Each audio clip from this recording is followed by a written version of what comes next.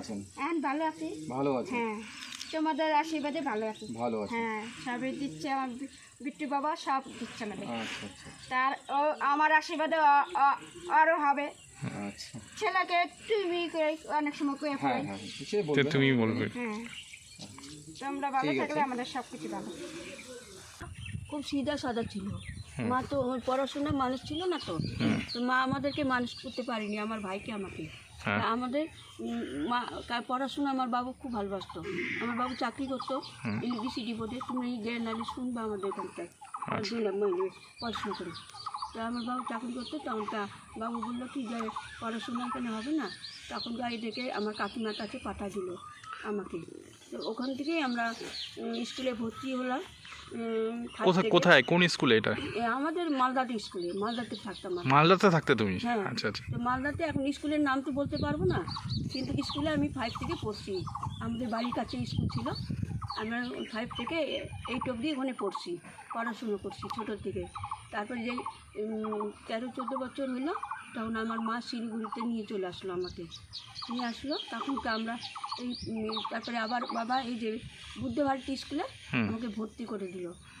ওখানে মহানন্দ স্কুলে ভর্তি করে দিল। ওখানে 9-10 টেস্টে বসিয়েছিলাম, টেস্টে আলো হয়নি, মাধ্যমিকটা দিতে পারিনি।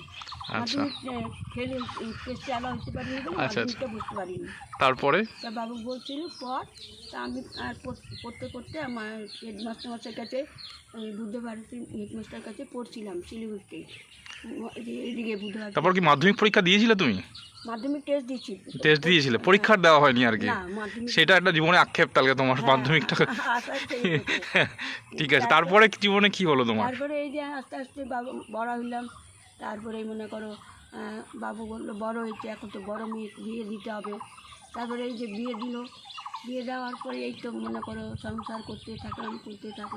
আমি খুব আদরে হয়েছিলাম, বাড়ির বড় তো, খুব বাবা মার খুব আদরে ছিলাম, খুব সুখে থাকছি। একদিন কোনো দিন থালা ধুয়ে খাইনি, কোনো দিন একটা বাসন মেজে খাইনি, কোনো দিন রান্না করিনি, চাকর। আমি যদি মিথ্যা কথা বলি, তুমি যে পায়েল হলে সিনেমাতে তুমি শুধু শর্মা, আমাদের বাড়িতে মানুষের কাজ করছে। হ্যাঁ, কিন্তু আজকে ভাগ্যের দোষে আমাকে বিধাতা এখানে নিয়ে আসছে। এই যে আমার বিট্টু বাবারা আজ পর্যন্ত আমাকে কোনো কষ্ট দেয়নি। আজকে আমার নিজের লোক অবহেলা করে এখানে ফেলাই দিল, আমার নিজের ভাইগুলো। কিন্তু আমার বিট্টু বাবা আমাকে সাহারা দিল, দেখলো। এই পরবর্তীকালে আমার স্বামী মরে গেল।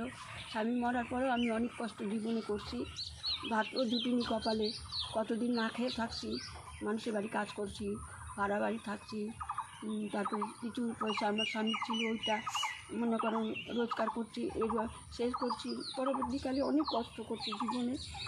এই দুঃখটা আমি জীবনে ভুলব না, আর আমি ভাইদেরকেও ভুলব না যে আমার সাথে একটুকু আমাকে একটা থাকার জায়গা দিল না, একটু আমাকে থাকতে দিল না, এরকম করবে। এই পরবর্তী জীবনে আমি বহুত কষ্ট করে এখানে আসছি। এখন এই জীবনটা এখন কেমন আছো তোমার এই কষ্টের? এই জীবনটা আমি পুরো সুখে আছি, কারণ আমার বেটারা বিট্টু বাবা, আমার নয়ন বাবা দুটাই আমাকে ভালোবাসে। এবং পরবর্তী যে বাবারাগুলো আছে, এই বাবাগুলো আমাকে খুব মায়া করে। শশীদাও নিয়মিত আসে, খোঁজ খবর নেয়। নিয়মিত আসে বাবাগুলো, খোঁজ খবর নেয়। কোনো খাইতে চাইলে কোনো জিনিস এনে দেয়, না করে না। আমাদের আশা সে তারাই পূরণ করে দিচ্ছে।